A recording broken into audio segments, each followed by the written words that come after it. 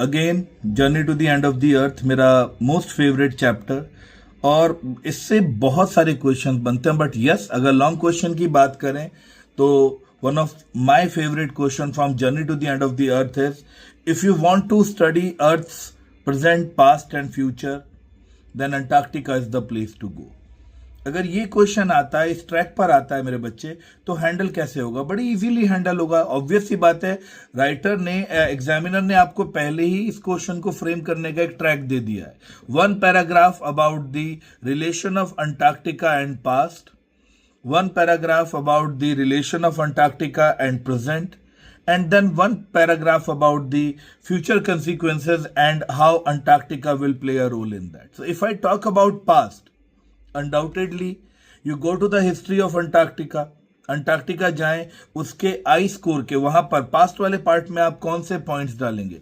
Past वाले points में आप डालेंगे, आज भी अंटार्कटिका के आइस कोर में अगर हम जाएं तो हमें 50 million year old carbon records मिलेंगे। They will tell about the flora and fauna of that time 50 million years ago. Past का पूरा डिटेल आएगा, टेम्परेचर क्या था, कंपोजिशंस क्या थी, लैंड कंपोजिशन क्या थी, उस वक्त के फॉसिल्स वगैरह अगर उसके अंदर और मिले तो that will tell about the past. Now let's come to the present. Antarctica is the place where we get to know the present impact of human activities over the planet. वहां जाकर पता चलता है, when we get to see the ice core melting, when we see the ice collapsing over the receding ice lines, जब हम देखते हैं वहां जाकर, then we get to realize that the threat of global warming is real. तो वहां जाकर हमें अपने प्रेजेंट एक्टिविटीज का इम्पैक्ट जो एनवायरनमेंट पर पड़ रहा है वो साफ देखने को मिलता है कि हम जो हरकतें कर रहे हैं, the activities which we are involve in, cutting down of the forest and destroying the environmental balance, killing animals and unmitigated burning of fossil fuel, increasing pollution and population, ये जो हमारे प्रेजेंट एक्ट हैं इनका हमारे planet पर क्या impact पड़ रहा है?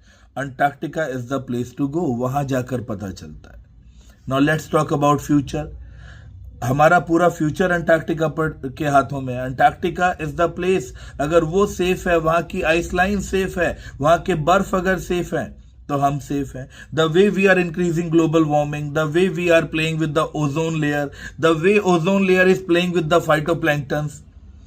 I have already told you in my short that in the parable of phytoplankton there lies the metaphor of human existence. Phytoplankton as microscopic plant, वो है तो हमारा एग्जिस्टेंस है। तो अंटार्कटिका पर हमारा फ्यूचर डिपेंड करता है। अंटार्कटिका की अगर बर्फ पिघल गई तो पूरा का पूरा प्लेनेट जो है, जितना हमारा 30% लैंड पर हम सर्वाइव कर रहे हैं, we will go under water, सारा सबमर्ज हो जाएगा, सब पानी के नीचे चला जाएगा। So definitely if you want to study earth present, past and future, undoubtedly Antarctica is the place to go. तो 3 पैराग्राफ में आंसर बनेगा.